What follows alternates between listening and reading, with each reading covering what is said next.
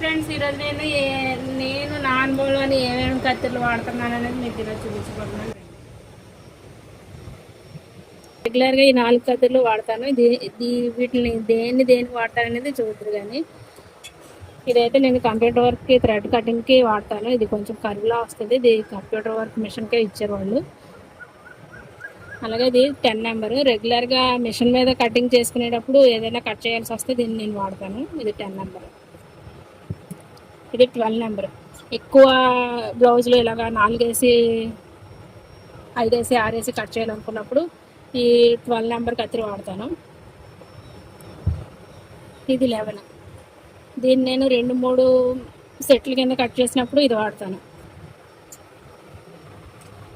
ఇవి నేను రెగ్యులర్గా వాడతాను. వీటిని ఎప్పటికప్పుడు పదును పోయినప్పుడల్లా పదును పెట్టించుకుంటూ ఉంటాను.